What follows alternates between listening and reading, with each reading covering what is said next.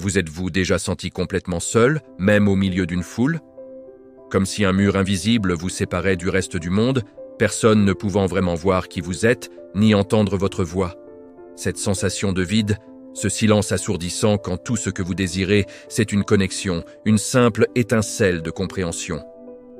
Vous regardez les autres rire, partager, vivre, et vous vous demandez « Pourquoi pas moi? Qu'est-ce qui ne va pas chez moi ?» C'est une question qui peut ronger de l'intérieur, qui peut vous faire douter de votre propre valeur. Si ces mots résonnent en vous, sachez que vous n'êtes pas seul dans ce sentiment. Cette histoire est pour vous. Ce n'est pas une histoire de tristesse, mais une histoire de force. Car ce que vous ressentez maintenant, cette solitude profonde, pourrait bien être le point de départ de votre plus grande aventure. Laissez-moi vous parler de Léo. Léo n'était pas différent de vous et moi. Il avait des rêves, des passions, mais il portait en lui ce sentiment constant d'être un étranger. À l'école, il était le garçon silencieux au fond de la classe. Au travail, il était celui qui mangeait seul, la tête baissée sur son téléphone, feignant d'être occupé pour éviter les regards interrogateurs.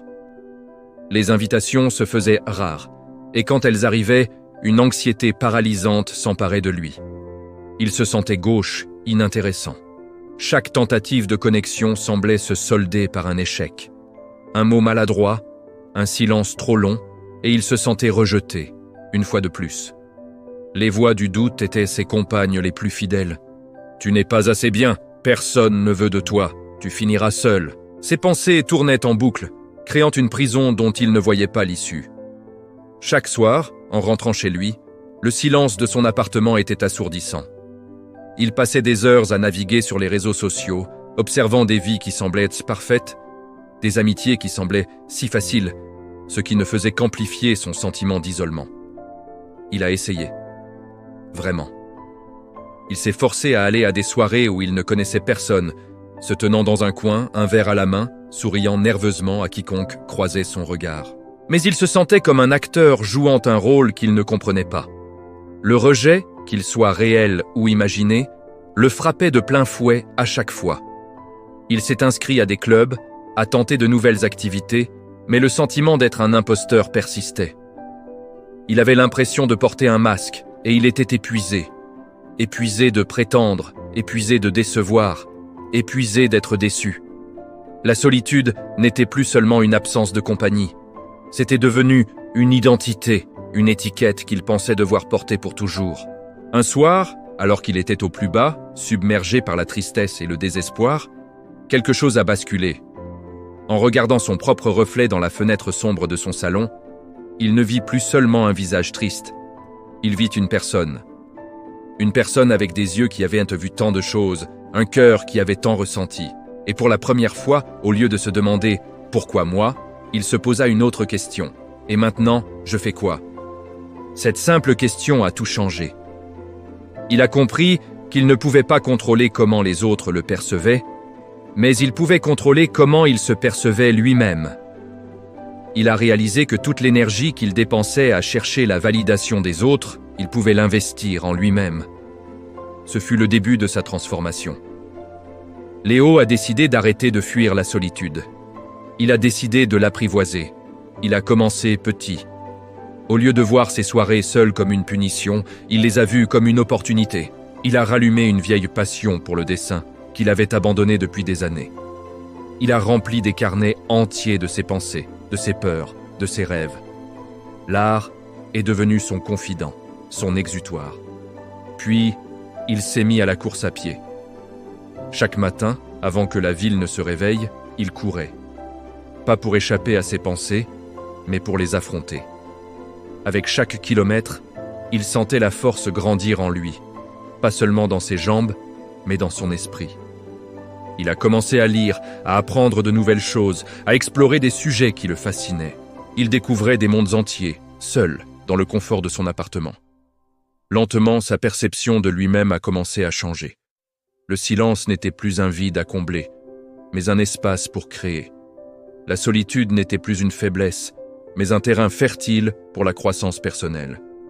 Il a appris à apprécier sa propre compagnie. Il a découvert qu'il était bien plus intéressant, bien plus résilient, bien plus créatif qu'il ne l'avait jamais cru. Il a commencé à construire une relation solide avec la personne la plus importante de sa vie, lui-même. Il a appris à s'écouter, à se faire confiance, à se pardonner. Il n'avait plus besoin de l'approbation des autres pour se sentir complet, car il commençait à se sentir complet de l'intérieur. Cette nouvelle confiance a commencé à rayonner vers l'extérieur.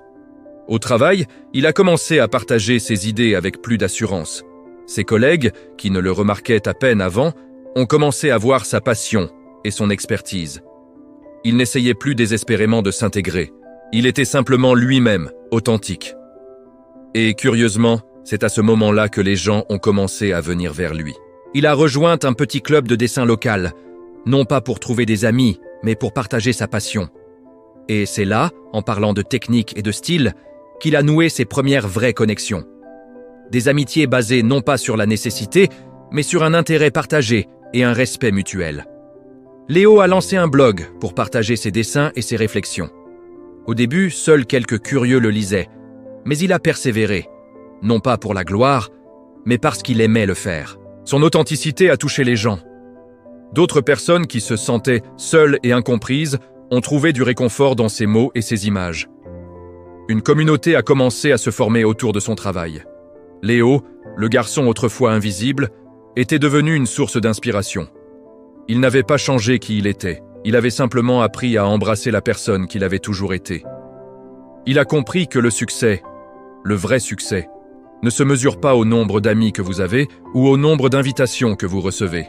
Le vrai succès, c'est de construire une vie qui a du sens pour vous, une vie alignée avec vos valeurs et vos passions.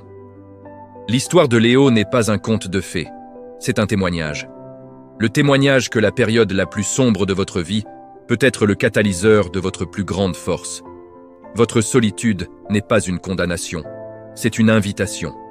Une invitation à vous découvrir, à explorer vos profondeurs, à construire des fondations si solides que rien ne pourra vous ébranler. C'est dans ce silence que vous pouvez enfin entendre votre propre voix, découvrir vos passions uniques et cultiver vos talents cachés. C'est un temps pour devenir votre propre meilleur ami, votre propre soutien indéfectible. Regardez autour de vous.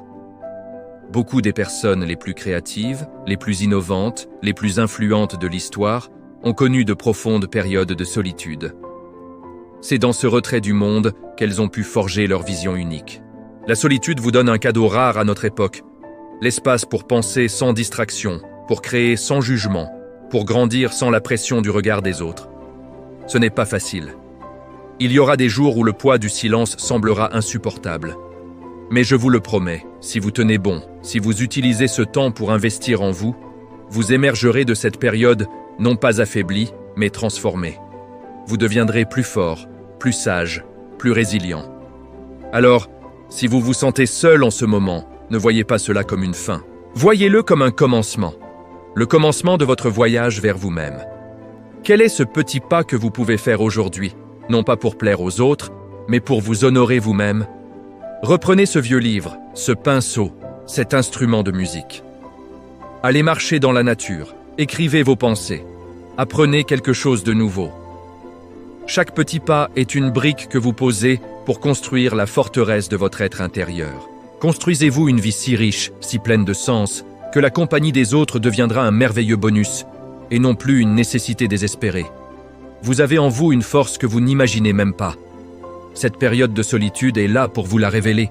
Ne la fuyez pas, accueillez-la, et regardez-vous fleurir. Merci d'avoir regardé.